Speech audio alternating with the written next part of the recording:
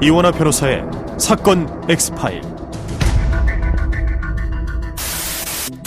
인기게임 배틀그라운드의 일부 유저가 그룹 뉴진스 멤버를 본떠서 만든 게임 캐릭터로 성희롱성 컨텐츠를 만들어 논란이. BTS 멤버에게 기습 뽀뽀를 했던 한 여성 팬을 성추행 혐의로 처벌해달라는 민원이 접수되었습니다. 이 여성에 대한 신상털기에 나서서 또 논란이 일고 있습니다. 대전시 구급 공무원이 악성 댓글로 여성 아이돌을 수년 동안 성희롱했다는 논란과 관련해 경찰이 내사에 착수했습니다.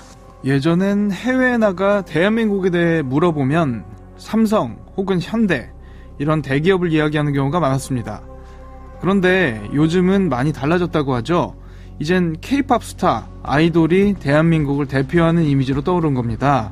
그 이면을 살펴보면요, 온라인상에서 자신을 숨긴 채 아티스트에게 악성 댓글을 달거나 딥페이크 음란 영상을 배포하고 성희롱을 일삼는 범죄가 판을 치고 있습니다. 심지어 아이돌 가수 중엔 아직 성인이 되지 않은 미성년자 멤버도 있어 더 논란이 되곤 하는데요. 과연 그들을 법적으로 처벌할 방법은 없는 걸까요? 오늘 이원하 변호사의 사건 엑스파일에서 이 문제 자세히 알아보겠습니다. 안녕하세요. 이원하 변호사의 사건 엑스파일 이원하입니다. 오늘은 로엘법무법인 최건희 변호사와 함께합니다. 변호사님 어서 오세요. 네, 안녕하세요. 로엘 법무법인의 파트너 변호사 최건희입니다. 반갑습니다. 해외여행 가보면요, K-팝의 인기 정말 몇 년 전과 비교해봐도 위상이 달라졌다 이런 거 느낄 때가 많거든요. 특히 BTS 정말 대단하고 여성 아이돌 그룹의 인기도 엄청난 것 같거든요. 예, 그렇습니다. 3세대 걸그룹의 대표 주자인 블랙핑크는 유튜브 아티스트 채널의 구독자 수가 전 세계 1위를 차지할 만큼 BTS와 함께 대한민국이 자랑하는 최고의 월드스타입니다. 같은 시대의 트와이스 역시 상당한 글로벌 인기와 함께 특히 일본 시장에서 새로운 한류 붐을 일으키는데 결정적인 역할을 했다고 알려져 있습니다. 요즘에는 4세대 걸그룹의 포문을 연 에스파부터 시작해서 아이브, 르세라핌, 뉴진스까지 엄청난 팬덤과 대중적인 인지도를 겸한 아이돌 그룹들이 K-팝 시장을 완벽하게 이끌어가고 있습니다. 문제는 아이돌 스타를 성적 대상화하는 범죄가 기하급수적으로 늘고 있다는 점입니다. 가장 최근에 있었던 일은 정말 요즘 최고 인기라고 할 수 있는 뉴진스. 뉴진스가 게임 업체와 콜라보레이션을 했는데 여기서 성희롱 논란이 일었습니다. 어떤 내용입니까? 예, PC방과 모바일에서 아주 유명한 FPS 장르 게임이죠. 배틀그라운드의 제작사 크래프톤 측에서 수익성 강화를 위해 걸그룹 뉴진스와 대규모 콜라보를 진행했었는데요. 그렇죠. 여기서 캐릭터의 성상품화 문제가 터졌습니다. 뉴진스 멤버들의 외모로 캐릭터를 꾸밀 수 있는 게임 아이템 상품이 판매되자 일부 이용자들이 뉴진스 캐릭터에 선정적인 의상을 입힌 게시물을 제작하고 이렇게 공유한 건데요. 이들은 캐릭터의 옷을 자유롭게 꾸밀 수 있다는 그 배틀그라운드의 시스템을 악용해서 뉴진스 멤버들의 얼굴 스킨을 구입한 후에 멤버 얼굴에다가 수영복이나 속옷, 짧은 하의 등 노출이 심한 의상을 입힌 다음 성희롱성 사진과 영상 콘텐츠를 만들어서 온라인 커뮤니티에 유포했습니다. 특히 뉴진스 멤버 중에 혜린과 혜인 이렇게 두 명은 미성년자라는 점에서 미성년자에 대한 성희롱이 아니냐 이런 논란까지 지금 더욱 거세진 상황입니다. 변호사님, 근데 이게 법적으로는 어떤 문제가 안 되는지 좀 궁금하거든요. 예, 그런 것이 다 궁금하실 텐데요. 노출의 수위와 선정적인 정도에 따라서 달라질 수는 있겠습니다만 만약에 뉴진스 멤버 얼굴 스킨에다가 선정적이고 노출이 심한 신체 부위를 합성해서 일반인들이 볼 때 뭐 성적 수치심이나 어떤 혐오감을 일으킬 정도로 부적절한 수위의 사진을 업로드하고 공유했다면 이 음란한 부호 영상을 배포하거나 공공연하게 전시하는 경우에 해당해서 정보통신망법 44조 7조 위반 혐의로 기소될 수 있겠습니다. 특히 이제 뉴진스 멤버들 중에 아까 말씀드린 미성년자 멤버들이 있잖아요. 이런 미성년자 멤버의 얼굴을 합성했을 때면 죄명과 처벌 수준이 또 달라질 수 있습니다.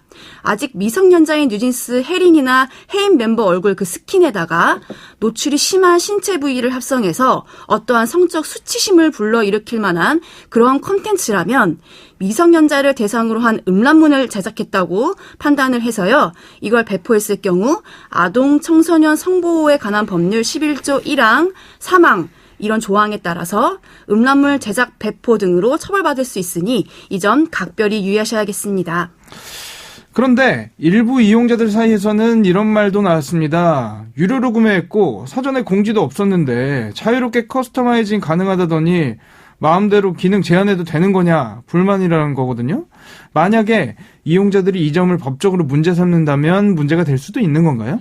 초반에는 이렇게 문제가 될 수도 있을 것 같았는데 크래프톤 측에서 이렇게 일부 꾸미기 기능을 제한하고 대응책을 내놓자 일부 이용자들은 과거에도 네이마르, 손흥민, 블랙핑크 등 유명인들과 콜라보를 진행할 때는 이런 제한이 없었는데 전액 환불 조치해달라 이런 것들을 강력하게 요구하면서 저항하기도 했었습니다.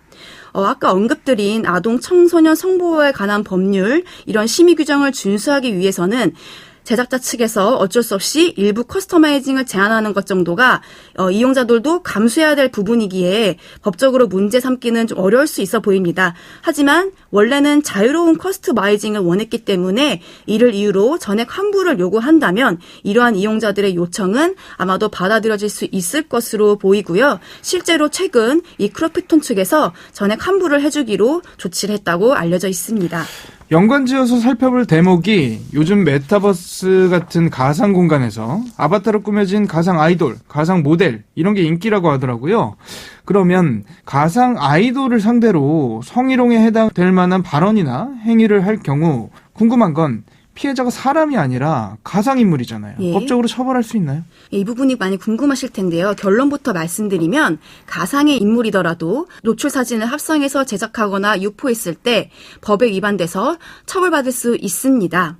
처음에 말씀드린 정보통신망법 44조 7조에는 누구든지 음란한 문헌, 화상, 영상 자체를 배포하거나 판매하거나 어떻게든 공공연하게 전시하는 것 자체를 이제 금지하고 있기 때문에 가상의 인물이더라도 어떤 선정적이고도 노출 사진이 이렇게 포함되어 있다면 법에 위반될 가능성이 있습니다.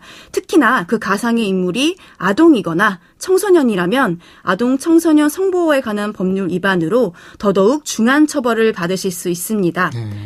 그리고 만약 피해 대상이 완전한 가상 인물이 아니라 실제 아이돌들을 대상으로 만든 아바타일 경우도 있잖아요. 요즘 이런 콜라보가 많다 보니까 실제 아이돌들을 이렇게 가상 인물화해서 하는 것들도 많은데 피해자가 가상의 인물이 아닌 실제 인물이기 때문에 피해자의 연령에 따라서 피해자가 성인이라면 아까 언급드린 정보통신망법, 미성년자라면 아동 청소년 성보호에 관한 법에 의해서 처벌받을 수 있고요. 죄질도 더욱 중해져서 가상의 인물을 대상으로 한 범행보다 더욱 형량도 높아질 것으로 보입니다. 비슷하지만 다른 상황처럼 보이는 게 팬픽이라고 하죠. 실존 아이돌이라든지 스타를 캐릭터로 하지만 허구적인 상황, 완전 소설을 쓴 경우 이것도 법적 처벌 대상이 될 수 있나요? 요즘 이런 팬픽 중에 알패스라고 해서 미성년 남자 아이돌을 성적 대상화하는 소설이 유행하고 있는데요. 당장 이에 대해서 처벌 가능성이 있느냐 이럴 때 적용 가능성이 있는 형법 조항은 사실 허위사실 적시 명예훼손죄나 모욕죄가 있습니다. 허위사실 적시 명예훼손은 5년 이하 징역 또는 1,000만 원 이하 벌금에 처해지지만 피해자 의사에 반해서 기소할 수가 없어요. 이러한 것들을 반의사불벌죄라고 부르는데 이런 문제점 때문에 실질적인 처벌이 어려울 수 있고요. 또한 이런 알패스나 팬픽 게재는 온라인성으로 음란한 문헌을 배포 또는 판매하거나 전시한 경우에 해당해서 1년 이하 징역 또는 1,000만 원 이하 벌금에 처해지실 수 있습니다. 네, 또 사이버레카라고 하죠. 인터넷상에서 자신의 정체는 숨긴 채 사실과는 완전히 다른 악성 루머를 만들어내는 콘텐츠 크리에이터 말입니다. 아이돌 관련해서도 말 같지도 않은 악성 루머를 퍼뜨린 경우 정말 많았잖아요. 어떤 케이스들이 있었죠? 요즘 가장 화두가 되고 있는 사건은 바로 걸그룹 아이브의 장원영님 사건입니다. 탈덕수용소라는 유튜브 채널을 운영하던 88년생 30대 여성이 당시 미성년자였던 아이돌 장원영 씨를 상대로 범행을 저지른 것인데요. 이 탈덕수용소 유튜브 운영자는 장원영 씨가 명품 브랜드 패션쇼에 초대장도 없이 들이닥쳤다. 연습생 시절에 동료 멤버를 질투해서 내쫓고 센터 자리를 차지했다. 이렇게 허위사실이 가득 찬 루머를 유포한 혐의로 정보통신망법상 명예훼손, 모욕 혐의로 기소되었습니다. 또한 장원영 씨 측은 해당 유튜버에게 1억 원의 손해배상을 구하는 민사소송을 제기했고 해당 유튜버가 1심에서 아무런 대응도 하지 않아서 이 1억 원 청구 전부가 인용되는 승소 판결을 받았습니다. 이걸 사실 누가 믿나 싶을 때도 있는데 너무 확신에 차서 이야기를 하니까 진짜 사실인가 이런 의구심이 들 때도 있는 게 사실이거든요. 특히 컨텐츠로 성희롱, 외모 비방 이런 거짓 정보를 올리는 앞선 경우와 비교해서 다른 점이 이 행위로 인해 수익을 창출한다는 점인 것 같거든요. 이 부분이 더 문제가 될 수 있을 것 같은데 어떻습니까? 예, 실제 거의 대부분의 사이버 레카 유튜버들이 수익을 목적으로 이렇게 자극적이고 선정적인 내용의 콘텐츠를 올리는데요. 공교롭게도 제가 최근에 사무실에서 이런 사이버 레카 유튜버를 직접 만나서 상담을 한 적이 있었습니다. 그분은 지금 한참 주가를 올리고 있는 걸그룹 중에 멤버 한 명이 과거에 아르바이트 경우로 성매매를 했다. 이런 사실을 퍼뜨렸고 이로 인해서 정보통신망법상 허위사실 유포 혐의로 명예훼손치고 꽤나 중형이죠. 징역 1년형의 실형을 선고받고 실형이 나왔구나. 예, 깜짝 놀라서 저희 사무실로 바로 달려오셨습니다. 네. 원래는 그냥 내가 벌금만 내면 끝이겠거니 하고 1심에서 안일하게 계셨다가 실형을 이제 선고받자 바로 아버님이랑 같이 찾아오셨었는데요. 이런 실제 처벌 사례를 보면 요즘 온라인으로 악성 루머를 퍼뜨리거나 댓글을 다는 사이버 범죄에 대한 처벌 수위가 점점 높아지는 추세라고 볼 수 있겠습니다. 걸그룹 아이브의 장원혁 씨 사건 같은 경우는 현재도 재판이 진행 중이죠. 어떻게 진행되고 있습니까?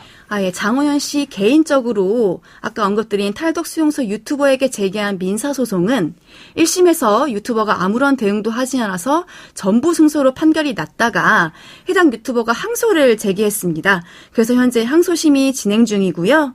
최근 항소심에서 첫 조정 기일이 열렸는데 장원현 씨 측은 돈보다는 나는 처벌을 강력히 원한다. 이런 상황이고 해당 유튜버도 조정기일에 나오긴 했지만 별다른 조정안을 제시하지 못해서 조정이 결렬됐다고 합니다. 그래서 현재 민사소송은 다시 본안소송 항소심에 진행 중인 것으로 보이고요.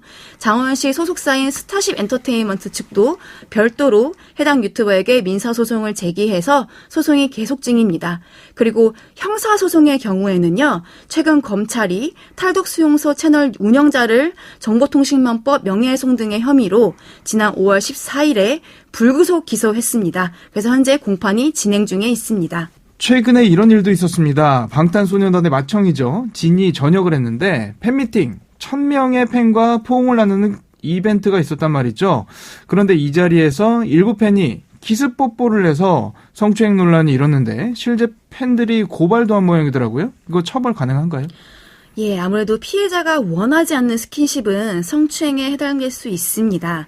팬들이 경찰에 고발한 내용대로 BTS 멤버 진 씨에게 무대 앞으로 나와서 기습적으로 이렇게 뽀뽀를 한 일부 팬들은 형법상 강제추행죄에 해당될 여지도 있습니다. 그래서 이러한 형법으로 처벌받을 가능성이 있다고 보입니다. 특히 아이돌 같은 경우에는 대중에게 노출이 많이 되다 보니까 이런 피해 사례들이 더 많이 나오는 것 같은데 예방할 수 있는 방법이라든가 처벌 수위를 높인다거나 대책이 없을까 싶거든요.